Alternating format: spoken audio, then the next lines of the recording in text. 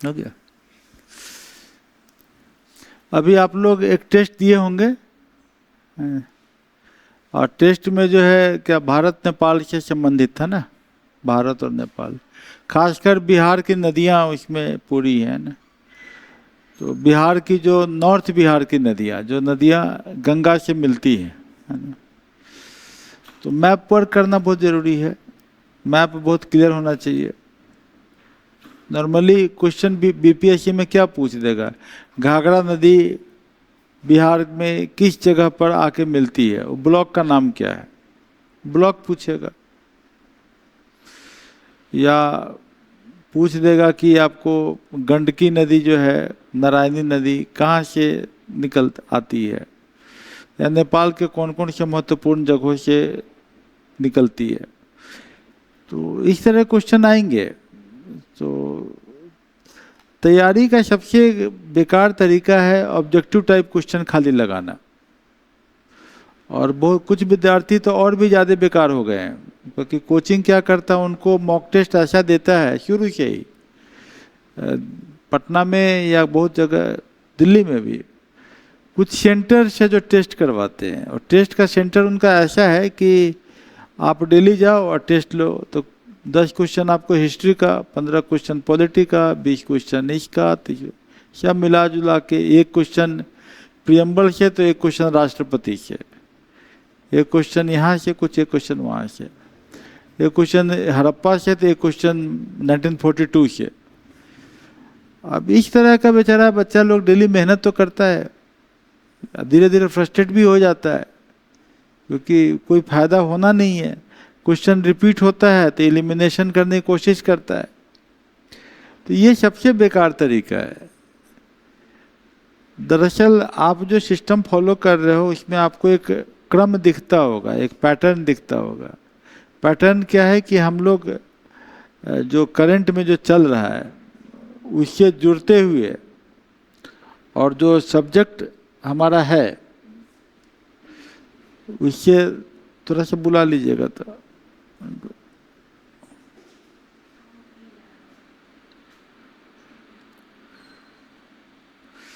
तो उससे जोड़ते हुए आपको हम टॉपिक देते हैं। जैसे अभी नदियों के बाढ़ का समय है, रिवर वाटर डिस्प्यूट, वो जो है सो प्रॉब्लम करता है। थोड़ा साउंड को देख लीजिए, चेक कर लीजिए साउंड जा रहा है कि नहीं। साउंड हमारा सिग्नल नहीं दिख रहा है। तो रिवर वाटर डिस्प्यूट, हाँ जा रहा है, ठीक। तो ये अभी बिहार में भी बाढ़ का समय है, तो रिवर वाटर डिस्प्यूट एक इम्पॉर्टेंट टॉपिक होता है। सबसे बड़ा बाढ़ की समस्या अभी आई हुई है आसाम में। आसाम में तो बहुत ही भयावह स्थिति है। तो ब्रह्मपुत्रा रिवर जो चाइना से आता है, और हम लोग चाइना के साथ बॉर्डर इशू देखे हैं, अब उसको हम रिवर वाटर से जोड़ेंगे। तो रिवर वाटर में ब्रह्मपुत्रा को अगर हम समझ जाते हैं, नॉर्थ ईस्ट का स्टेट की बाउंड्री आपने बना लिया है, नॉर्थ ईस्ट का आपने ज़्यादातर टाउन इसको लिख भी लिया है। आपने देख भी लिया होगा कि सिक्किम, गैंगटोक, रंगीत जो टाउन से जहाँ जहाँ के जो हैं, वो टाउन इसको देख लिया होगा, स्टेट को देख लिया है। तो एक मैप वर्क आपको एक आइडिया अगर है, तो आगे हम लोग ब्रह्मपुत्र से जोड़ेंगे तो पूरा का पूरा एक कल्चरल सिविलाइजेशन हमको क्लियर हो जाएगा कि आसाम का क्या कल्चर है, क्योंकि नदी के साथ सिविलाइजेशन एंड कल्चर जुड़ा होता है। तो वो अगर समझ में आ जाएगा तो बाद में आसाम पढ़ने में आसानी होगी। अगर बेसिक वर्क नहीं किया रहेगा तो रट के तो कोई एग्ज़ाम निकलेगा नहीं, ये तो बहुत ही समस्या है। तो हमको बेसिक वर्क के कॉन्टेक्स्ट में हम लोग पढ़ रहे हैं। जैसे आज हम लोग कुछ क्वेश्चन लिए हैं, क्वेश्चन को लिखना है तभी ना फैक्ट हम लोग जोड़ेंगे। क्वेश्चन है कि ब्रह्मपुत्रा जो है साइमल्टेनियसली ज्योग्राफिकल रिसोर्स, एक भौगोलिक संपदा तो है ही नदी, इकोलॉजिकल चैलेंज भी है, और strategic concern to South Asia, और हमारे लिए काफ़ी स्ट्रैटेजिक इम्पोर्टेंस का है ब्रह्मपुत्रा। क्योंकि वो काफ़ी सारा सिल्ट लाता है। और इसको discuss with reference to its course through Tibet, India and Bangladesh. ये 3 कंट्री की बाउंड्री को टच कर रहा है। तिब्बत मतलब चाइना, पूरा इंडिया और बांग्लादेश होते हुए निकल जाती है। दूसरा क्वेश्चन भी इसी के कॉन्टेक्स्ट में है कि डिस्टिंक्टिव जियोमॉर्फोलॉजी ऑफ ब्रह्मपुत्र, कि ब्रह्मपुत्र का जियोमॉर्फोलॉजी बताइए। आपको बनाना पड़ेगा मैप कि भाई कहाँ से निकलता है तिब्बत में। Examine how tributary behaviour, tributary का जो बिहेवियर है वो क्या है। सेडिमेंटेशन, सिल्ट बहुत लाता है। फ्लड, चैनल माइग्रेशन, एक ब्रेडेड स्ट्रक्चर बनता है, चोटी की तरह गुथ के बनता है। Up stream hydro power project, ऊपर में हाइड्रो पावर प्रोजेक्ट चाइना बना रहा है। इसकी इकोनॉमी को, इकोलॉजिकल सिक्योरिटी इंडिया को और बांग्लादेश को भी प्रभावित कर रहा है। इसको डिस्कस कीजिए, एक्सप्लेन कीजिए। ऐसे क्वेश्चन आता ही है। और इस क्वेश्चन को अगर आप लिख लेते हैं 250 या 400 वर्ड में मैप बना के, यहाँ जो हम आंसर देंगे उसमें मैप आपको ज़्यादा नहीं बनाएंगे, मैप बना के आपको करना होगा।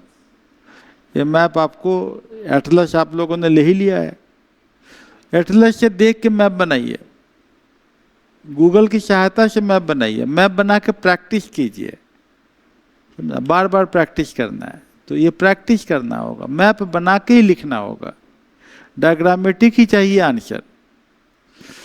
तो आपका जो बेसिक चीज़ें हैं वो आपको बहुत रटने की ज़रूरत नहीं पड़ेगी, अपने आप वो एग्ज़ाम निकलने लगेगा। तो स्वाभाविक बात है कि नॉर्थ ईस्ट से तो कोई ना कोई क्वेश्चन तो आना ही है, हर एग्ज़ाम में आना है, चाहे ये एग्ज़ाम हो चाहे कोई एग्ज़ाम हो। जब आना है तो हमको नॉर्थ ईस्ट पे हम लोग काम कर ही रहे हैं, तो इसको अच्छा कर लेंगे। तीसरा क्वेश्चन भी एक है कि how do Brahmaputra along with tributary and distributaries and the Ganga river system. Ganga इधर से जा रही है, फरक्का, हल्दिया, गंगा, भागीरथी, और इसका डिस्ट्रीब्यूटरी मतलब नदी का पानी आ रहा है, वहाँ से अलग चैनल से फिर जा रहा है, उसको कहते हैं डिस्ट्रीब्यूटरी। और नदी में जो पानी जुड़ रहा है उसको कहते हैं ट्रिब्यूटरी। तो इन्फ्लुएंस करता है life and economy of Bangladesh. कैसे डिस्ट्रीब्यूटरी बनता है, कैसे मेघना, पद्मा, इसके बारे में बात करना है। व्हाट कॉन्टेंशियस इश्यू, क्या कॉन्टेंशियस इश्यू है, क्या विवाद है हमारा जल विवाद को लेके इंडिया और बांग्लादेश में, इन कारणों से इसको एक्सप्लेन कीजिए।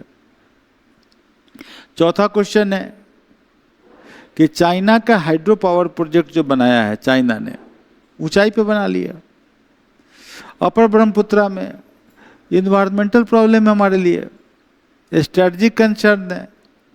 तो इसको क्या होगा, water security, ecology, flood, north east, इसके बारे में बताइए। ये चारों क्वेश्चंस का बेस वही है। क्या है बेस? ब्रह्मपुत्रा, नदियों का पानी और नदियों के पानी से जुड़ा विवाद, और नदियाँ किस तरीके से सिविलाइजेशन को अफेक्ट करती है। यही चार, सभी का एक ही बेस है। लगभग अगर कंसेप्ट पूरा समझ में आ जाएगा तो नॉर्थ ईस्ट आप समझ जाओगे। जब नदियाँ समझेंगे, जब नदियाँ बनाइएगा तो 2-3 तरह का मैप बनेगा। एक मैप में तो नदियों के नाम ही आएंगे, और दूसरा मैप में जो माउंटेन है, माउंटेन के बीच ही तो नदियाँ निकल रही हैं, माउंटेन के भी नाम आएंगे ना। अब मान लिया कि मेघालय के साइड में हम बात करें तो उधर खासी, जंतिया, गारो, हिल्स की बात आएंगी। तो इस तरीके से आपको सबका जो है, नामचू बरुआ है उसका नाम आएगा, नागालैंड की पहाड़ियों के नाम आएंगे, तब न वहाँ से नदियाँ निकलेंगी। तो नदियों का तो आपको मैप वर्क जो है ज़्यादा करना है। मैप वर्क कीजिएगा तो लिखना समझना ज़्यादा आसान हो जाएगा। क्लियर है ना? तो ये हिंदी में लिखा हुआ है। Brahmaputra one of the Asia's greatest, Asia का सबसे बड़ी, दरअसल गंगा से ज़्यादा पानी लाता है ब्रह्मपुत्र, लंबा एरिया है। ट्रांस बाउंड्री रिवर का मतलब होता है एक देश से दूसरे देश में जाने वाली। लाइफ लाइन है तिब्बत का, इंडिया के नॉर्थ ईस्ट रीजन का, बांग्लादेश का। तिब्बत के प्लेटू से निकलती है, travels through 3 different countries, 3 country में आती है अलग अलग नाम से। तिब्बत में इसको यारलुंग शांगपो कहते हैं। क्या नाम कहते हैं? यारलुंग शांगपो। जब अरुणाचल में आती है, जैसे घुसती है तो नाम हो जाता है सियांग और दिहांग, सियांग या दिहांग हो जाता है।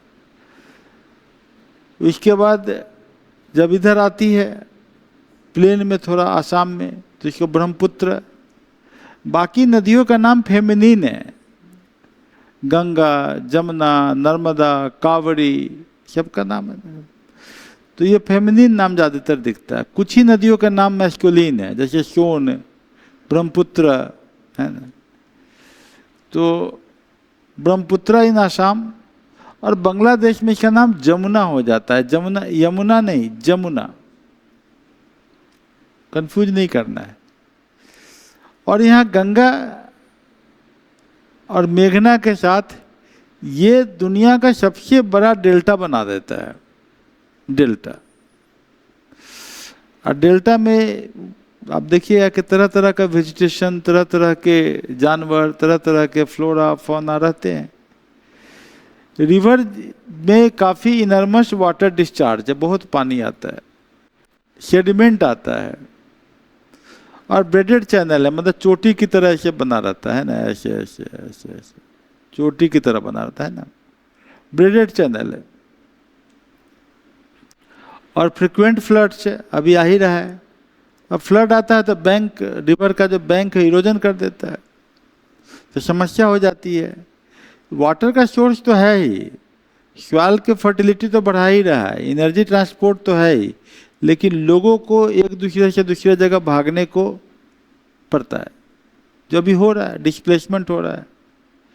Origin and source course, Brahmaputra originates in the glacier region of south west Tibet.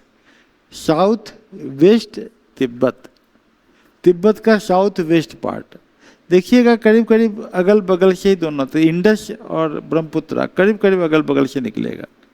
लेकिन इंडस चला जाता है अरब सागर में, ये अपना घूम के आता है बे ऑफ बंगाल में।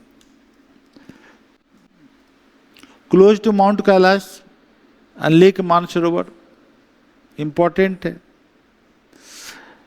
अदर जियोग्राफिकल अकाउंट्स आइडेंटिफाई, ये देख लीजिए कौन सा ग्लेशियर है, चेमांग डोंग ग्लेशियर। क्या है? Chemang Dong glacier. किस ग्लेशियर से निकलता है? Chemang Dong glacier. पूछे वाला जानना क्वेश्चन है। और modern survey associate head waters with the Angsi और nearby glacier system. Angsi तो चुमांग डोंग और एंग्शी ग्लेशियर है ना। In China the official identification sometimes given as the, ये वाला देख लीजिएगा, Jai Maring Jong, Jai Maring Jong, Ge Maring Jong glacier. तो चमांगडुंग ग्लेशियर, गे मारी जोंग ग्लेशियर, एंग्श ग्लेशियर। तो याद कर लीजिएगा। तो CAG है। तिब्बतन कोर्स 3 ज्योग्राफिकल रीजन को कवर कर रहा है। एक तो पहाड़ी साइड से तिब्बत में यालुंग शांगपो नाम कहते हैं, जिसका मतलब होता है प्यूरिफायर, हाईएस्ट पॉइंट से निकलता है, 1600 किलोमीटर चलता है। और चलने के बाद एक वैली में आता है, और Himalaya and the south and नाचिन तंगा और ट्रांस हिमालयन रेंज नॉर्थ में आ जाता है। तो नाचिंग तंगा है, यहाँ पर पहुँचता है ट्रांस हिमालयन रेंज में। ये आपको मैप बना हुआ है। नामचू बड़वा, ये देख लीजिए, यहाँ से एक बेंड ले लेता है, एक तरीके से ऐसे करके यू टर्न का बेंड लेता है ना, नामचू बड़वा में। ये नामचू बड़वा करीब करीब 7,500 मीटर से भी ऊंचाई पे है, करीब करीब हिमालय से थोड़ा ही नीचे, माउंट एवरेस्ट से बहुत ऊंचाई पे। वहाँ के बगल से बेंड लेता है, क्योंकि इसको पार नहीं कर पाता है। बेंड लेने के बाद ये जो अब आपको देखना होगा, यहाँ पर क्या लिख रहा है, सोर्स आंगशी ग्लेशियर, चामोंगडुंग ग्लेशियर है ना, जियम और डोजोंग ग्लेशियर, जो भी नाम है देख लीजिएगा। यहाँ पर देखना होता है नदी में हमेशा, जब आप नदी के फ्लो में जा रहे हैं, जिधर पानी जा रहा है उधर अपना मुंह कर लीजिए, पानी के साथ पीठ इधर करके देखिए कि नदी जा रही है। तो कुछ बाएं साइड से नदियाँ जुड़ती है पानी, और कुछ दाहिने साइड से जुड़ती है। क्लियर है ना? तो जिधर पानी जा रहा है उधर की ओर आप देख रहे हैं, पानी इधर जा रहा था इधर देख रहे हैं, इधर पानी जा रहा था हम इधर देख रहे हैं, तो एक बाएं होगा एक दाहिने होगा। तो यहाँ पर आपको देखिए कि कौन किस साइड से आ रहा है, ठीक है ना। दिबांग लोहित, क्लियर है? तो सियांग दिबांग लोहित ये शादिया के पास जाके मिलता है। कौन जगह पर? शादिया। सबसे बड़ा पुल यहीं बना है, जो पुल हमेशा न्यूज में आता है, ये पुल यहीं पर है। कहाँ पर? तो कौन सी जगह? दिबांग लोहित सियांग, सियांग दिबांग लोहित, यहीं पर शादिया। और ये सियांग है यहाँ पर, इधर से सियांग आया, इधर से दिबांग और लोहित आया, इस जगह पर बहुत बड़ा पुल बन गया। इसको हम लोग ऐसे भी बांटते हैं, नॉर्थ साइड में और साउथ साइड में। आगे बढ़ते हैं, डिब्रूगढ़ बहुत इंपॉर्टेंट। डिब्रूगढ़ नॉर्थ बैंक में ट्रिब्यूटरीज देखते हैं, सुबनश्री, क्या नाम है? सुबनश्री। कभी कभी ऐसे ही पूछता है क्वेश्चन कि कौन कौन ट्रिब्यूटरी नॉर्थ में है, कौन ट्रिब्यूटरी साउथ में है। तो सुबनश्री बहुत इंपॉर्टेंट है। एक जो है केमेंग मानस, यहीं पर नेशनल पार्क है। शंखोशी, पगलादिया, पुतिमारी, बेकी, आई, धनश्री, ये सबको याद कर लीजिएगा बना के। और उस साइड में शादिया है। इस साइड में देखिएगा कि जहाँ पर बूढ़ी धिंग मिलेगा, दिशंग मिलेगा, दिखो मिलेगा। एक धनश्री इधर नॉर्थ है, धनश्री इधर साउथ है, एक ही नदी, दो एक ही जगह मिलता है। या मजौली आइलैंड बनता है यहाँ पर। बोलेगा मजौली आइलैंड के बगल में कौन कौन सी नदियाँ आती है? दिशंग है, बूढ़ी धिंग है ना। मजौली वर्ल्ड का सबसे बड़ा रिवराइन आइलैंड। उसके बाद खुलसी। अब यहाँ पर आपको गंगा आ रहा है, गंगा का जो ब्रांच है वो पद्मा है ना, कोलुंडे के पास। ये पद्मा आके इधर से मिलता है, इसको मेघना कहते हैं, और दोनों जो है यहाँ पर मिल जाता है और यहाँ पर डेल्टा बना देता है। यही कहानी है। तो मैप को आप अपने मैप पे ड्रॉ करके, एक सिंपल मैप है, इसको थोड़ा सा अपने मैप पे स्टेट बाउंड्री के साथ बना के देख लीजिएगा, तो इसमें माउंटेन भी दिखेगा, कहाँ से माउंटेन है। तो ये काम आपको थोड़ा करना पड़ेगा। ग्रेट बैंड है, ग्रैंड कैन्यन बनाता है, one of the deepest and longest river in the world, और ये नीचे की ओर चला जाता है। ठीक है, अब कहाँ आ गया? अरुणाचल प्रदेश में। The river enters India near Gelling in Arunachal Pradesh. कहाँ आता है? इंडिया में पहला पॉइंट कौन सा है? गेलिंग, जहाँ कि इसका नाम सियांग है, और उससे थोड़ा सा नीचे जाएगा तो इसका नाम दिहांग हो जाएगा। तो सियांग और दिहांग किसका नाम है? ब्रह्मपुत्रा का ही नाम है अरुणाचल प्रदेश में। सियांग में आया, थोड़ा आगे गया, दिहांग हो गया। उसके बाद नामचू बरुआ से मुड़ गया है, सियांग हो गया, दिहांग हो गया, अरुणाचल प्रदेश। प्लेन की ओर जहाँ आएगा उस जगह का नाम है पासीघाट, पासीघाट है। फिर पानी लेगा जहाँ से दिबांग और लोहित रिवर, जो आपने देखा भी शादिया के पास, जहाँ सबसे बड़ा पुल है। और फिर ब्रह्मपुत्रा आगे बढ़ जाता है। इसके आगे का नाम क्या है? Brahmaputra. Assam valley, eastern Himalayas to the north, नॉर्थ में ईस्टर्न हिमालय है, ईस्टर्न साइड हिमालय, कंचनजंगा वाला एरिया के आगे है ना ईस्टर्न हिमालय। और नॉर्थ, और ये साउथ में मेघालय, कर्बी एंगलोंग प्लेट्यू, जो आपने पढ़ा है पहले, नहीं? मेघालय, कर्बी एंगलोंग प्लेट्यू, ये आपका टेस्ट हो चुका है ना। अगर आपने टेस्ट देने में कोताही किया होगा, सोचिएगा ऐसे हो जाएगा, तो नहीं होगा एग्जाम। क्लियर रहिए, मतलब कि आप धोखा से कहीं एग्जाम निकल जाए, पता नहीं कोई और तरीका हो तो मैं नहीं पता। लेकिन अगर आप नहीं देते हैं टेस्ट, और टेस्ट मतलब मेन लॉन्ग आंसर तो आपका नहीं निकलेगा, याद रखिए, एकदम क्लियर है, रिजल्ट ही आउट है ना। तो आपको देना ही है, लॉन्ग आंसर लिखना ही होगा।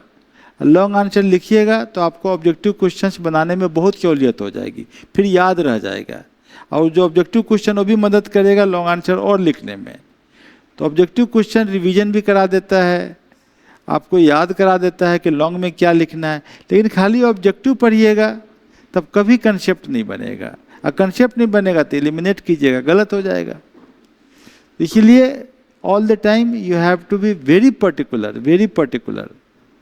और हिंदुस्तान में 95% बच्चे टेस्ट नहीं देते हैं, वो सिस्टम से टेस्ट देते ही नहीं 95%। इसलिए 95% लोग रोड पे घूम भी रहे हैं। कंपटीशन बहुत कम बच्चों में है, कारण एक ही है और कोई कारण है नहीं। टेस्ट का मतलब 3 तरह का टेस्ट होता है। सबसे कैटेगरी 1 जिसका 80% वेटेज हम देते हैं वो आपका लॉन्ग और शॉर्ट है।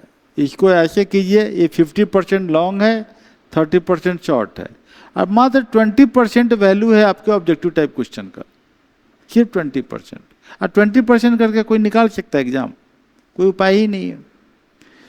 तो आपको किसी भी तरीके से आपको आना पड़ेगा टेस्ट पे, है ना। अभी हम कहाँ गए, कार्बी एंगलोंग प्लेट्यू, मेघालय के पास। आपको प्लेट्यू बनाना पड़ेगा मैप, तब जाकर समझ में आए कि मेघालय का कैसे है, वो क्या तरीका है। दुर्बी के पास, दुर्बी बहुत इंपॉर्टेंट है, धुबड़ी का, तो धुबड़ी ये जो है थोड़ा साउथ में होते हुए घुस जाता है बांग्लादेश में। बांग्लादेश में जब आता है तो 3 का संगम बन जाता है, जमुना, पद्मा मतलब गंगा, और मेघना, है ना, ये 3 नदियां हो जाती। बांग्लादेश में जो मेन चैनल है इसका नाम है जमुना, ब्रह्मपुत्रा का नाम हो गया जमुना। तो और Jamuna flows southward extremely wide braided, ये ज़्यादा बड़ा यही है। और गोलिंदर घाट के पास ये गंगा से मिल जाता है, और गंगा से जहाँ मिलता है वहाँ पर पद्मा जो है इसको लोकल नाम है। तो होता क्या है, जो हिल्सा मछली है ये आपका जगह कहाँ है, बांग्लादेश में। कहाँ है, बांग्लादेश में, जो इलिश माछ कहते हैं, बंगाल में बहुत फेमस होता है। और सबसे कॉस्टली इलिश माछ कहाँ का होगा, पद्मा का होगा। हिल्सा एक मछली है, जो मछली अंडा देने के लिए वो आ जाती है फ्रेश वाटर में, तो फ्रेश वाटर के स्ट्रीम में अंडा देने आती है। और जब वो अंडा देने आती है तो अंडा हो गया, अब उसको देने आए इसको। तो ये पद्मा में जब पहुँचेगा तो 1.5 किलो के करीब में उसका वजन हो जाता है, और बहुत महंगा बिकता है। फिर 2400-2500 रुपये किलो जो है फिर बिकता है। इंडिया में बांग्लादेश वाले भेज देते हैं तो बड़ी कलकत्ता में बड़ी मार होती है कि हिल्सा, पद्मा का हिल्सा आ गया, है ना। तो ये बहुत बड़ा पॉलिटिकल मैटर हो जाता है भारत और बांग्लादेश के बीच संबंध में, कि ये जो है हिल्सा मछली कितना आया है इस बार। तो ये जो है आपका द कंबाइंड पद्मा जुड़ गया। अब वो सब्सिक्वेंटली ज्वाइंट मेघना, फिर मेघना के साथ जुड़ जाता है, और ये जाके चांदपुर के पास चला जाता है, और ये जाके बे ऑफ बंगाल में नीचे ईश्वरीन बेल्टा बना लेता है। तो ये आपको नदी का फ्लो है। अब बहुत इजी वे में समझ लेना होगा। इतना अगर आपने बना लिया है तो इसमें टाइम नहीं लगेगा। टोटल 1600 किलोमीटर तो चाइना में ही चल दिया, इधर से गया करीब 1400 तो 2900 किलोमीटर लॉन्ग हो गया। China, India, Bhutan, Bangladesh trans boundary है ना, इतना से। भूटान थोड़ा टच करते हुए आता है। तिब्बत बहुत कोल्ड है, वहाँ पर नदी ग्लेशियर से निकलता है, उतना पानी शुरू में नहीं है, हाई एल्टीट्यूड है, लेकिन वाटर में फ्लो बहुत है, और इसमें जहाज भी चलता है उतने ऊंचे पर, उतनी ऊंची पहाड़ पे चाइना में जहाज चलता है इस नदी में, स्टीमर। और अरुणाचल प्रदेश में फिर जॉर्जेस बन जाते तो यहाँ तो जहाज चलेगा नहीं। और आसाम में आके जो है तो बहुत ट्रिब्यूटरी या बहुत सारा सेडिमेंट्स आना शुरू हो जाता है। बांग्लादेश में तो एलुवियल प्लेन में है, पेरिनियल रिवर है, सालों भर चलता है। ब्रह्मपुत्रा कैरेज दुनिया का सबसे ज़्यादा सेडिमेंट लाने वाला नदी है, बहुत ज़्यादा सेडिमेंट लाता है, सिल्ट लाता है। टेक्टोनिकली एक्टिव है, भूकंप के क्षेत्र से एक्टिव है, और loose material, earthquake, landslides, intense rainfall, ये सब के कारण स्थिति वहाँ बहुत ख़राब हो जाती है। बाढ़ आती है तो बहुत तबाही लाता है, बहुत लोग मरते हैं। और डिपॉजिट सिल्ट जो है वो सैंड बार्स बनाता है, रिवर आइलैंड बनाता है। इसको कहते हैं चार या चपोरिज। क्या कहते हैं? चार या चपोरिज। क्वेश्चन यही आ सकता है कि कौन सी नदी का कैरेक्टरिस्टिक है चार या चपोरिज बनाने का? तो भाई ब्रह्मपुत्रा का है।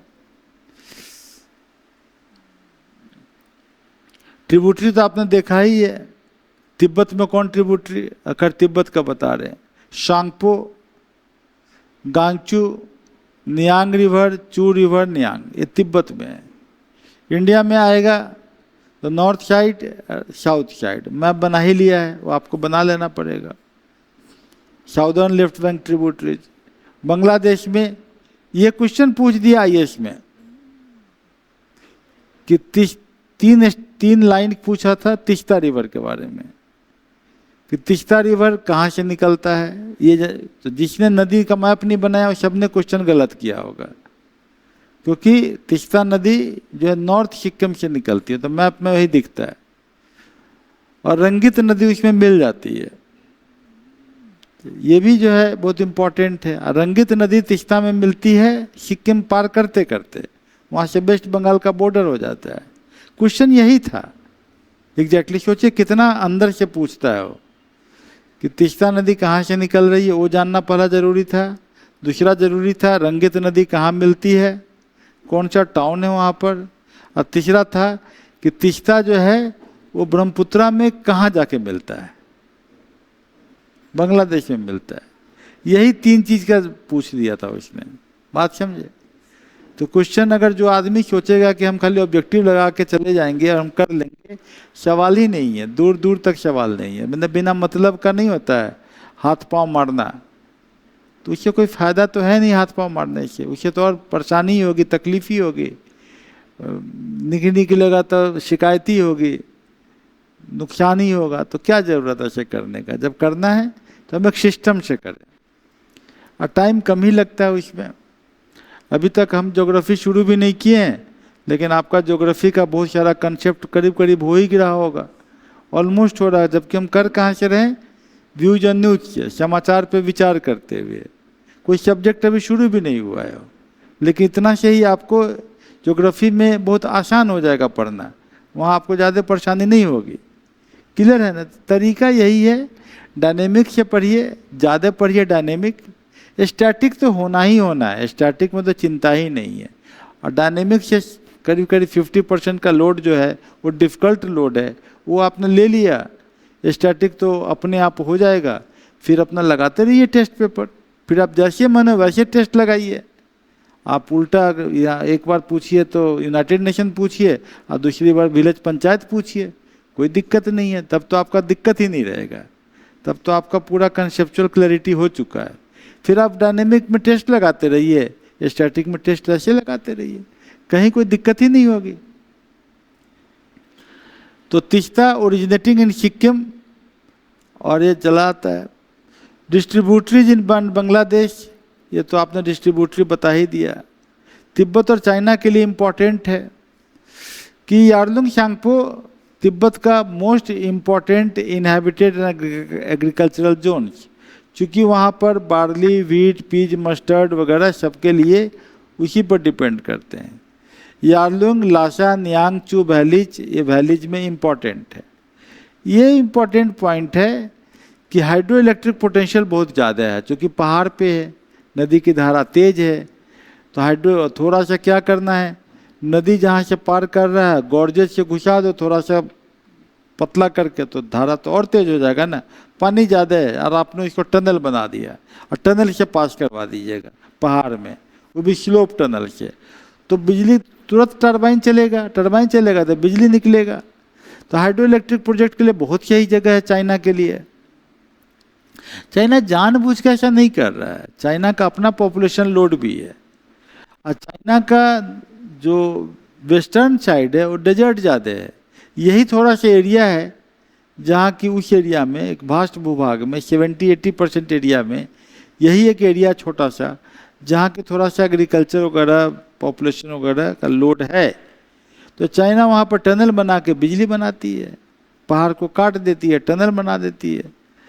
तो चाइना हैज़ कंस्ट्रक्टेड प्रोजेक्ट्स, ये इंपॉर्टेंट है, याद कर लीजिएगा, जांगमू हाइड्रो पावर प्रोजेक्ट। ये पूछने वाला क्वेश्चन है।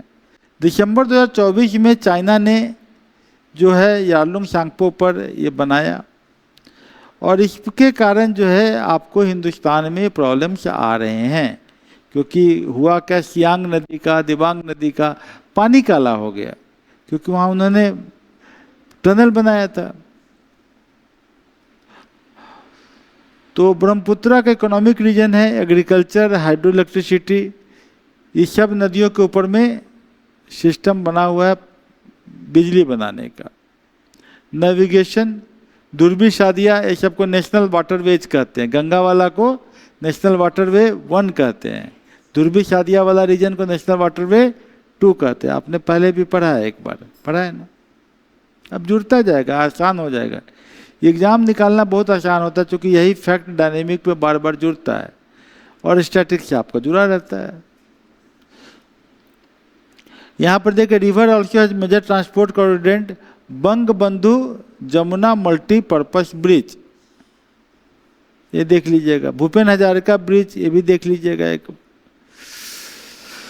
ब्रह्मपुत्रा, कुछ इंपॉर्टेंट ज्योग्राफिकल फैक्ट हमने दे दिया है ना, कि आपको पढ़ लीजिएगा इसको, यारलुंग सांगपो क्या है इसका कंक्लूजन। तो हमें लगता है कि ये आपको एक बार इसको ढंग से करके मैप पर कर लीजिएगा तो कंसेप्चुअल क्लैरिटी काफ़ी अच्छी हो जाएगी नॉर्थ ईस्ट का।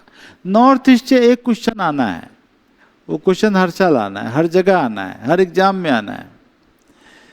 चलिए, क्वेश्चन क्या क्या पूछ सकता देख ही रहे हैं कि Brahmaputra is simultaneously geographical resource, ecological challenge, strategic concern, explain the distinctive geomorphology of Brahmaputra river system. कुछ भी क्वेश्चन दे, क्लियर है, आप पढ़ लीजिएगा क्वेश्चन इसको। चाइना का hydro power project Brahmaputra, serious environmental and strategic concern for India, इसके बारे में बात कीजिए। यारलुंग सांगपो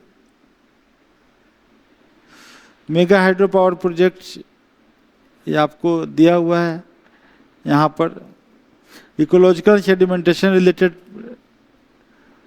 स्ट्रेटजिक डायमेंशंस, करीब करीब वही पॉइंट को दोबारा फिर से यहाँ पर दिया जा रहा है।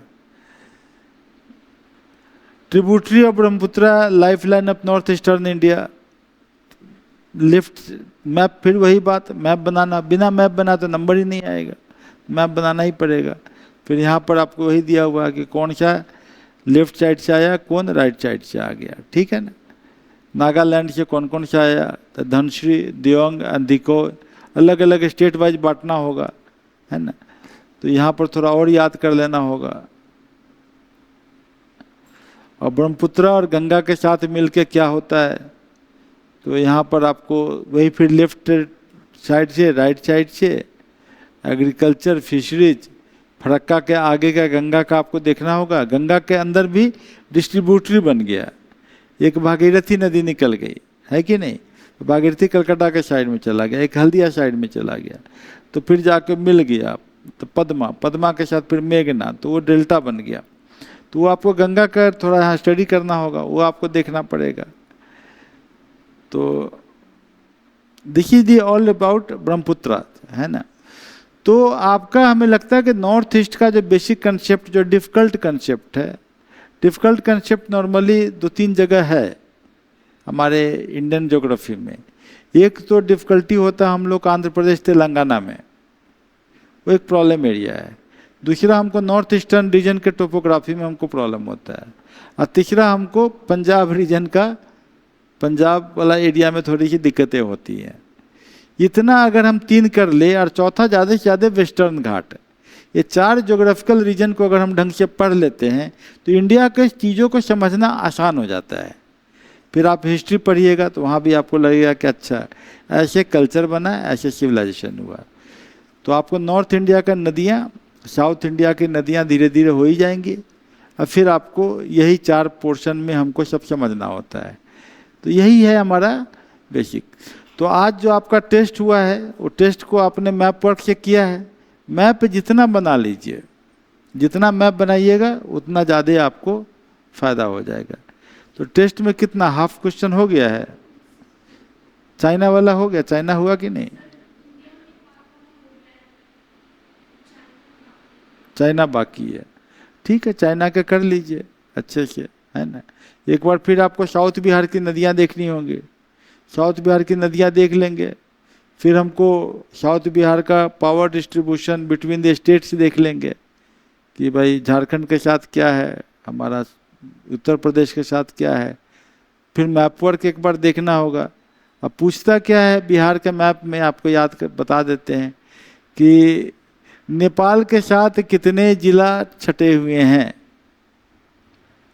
कौन सा जिला ऐसा है जो वेस्ट बंगाल के साथ छटा है, नेपाल से भी छटा है, कौन सा जिला है जो आपको वेस्ट बंगाल से भी छटा हुआ है, झारखंड से भी छटा हुआ है, कौन सा पहला जिला है जो यूपी के बाउंड्री से टच करता है, कौन सा नदी जो है सो आ जाती है किस जगह पर, यही सब क्वेश्चन आता है ना। तो आपको यही क्वेश्चन सब मैप से ही क्वेश्चन तो रहना ही है।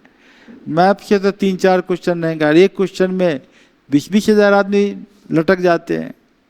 तो map work is very important. Unless map work आप नहीं कीजिएगा, यूपीएससी, बीपीएससी, कॉम्पिटिटिव एग्जाम का सपना देखना ही बेकार है कि नहीं। तो प्रैक्टिस करना होगा, ठीक है ना। और उसका एक ही तरीका है, प्रैक्टिस करना है। एटलस खरीद लीजिए, प्रैक्टिस कीजिए, ठीक है ना। ओके।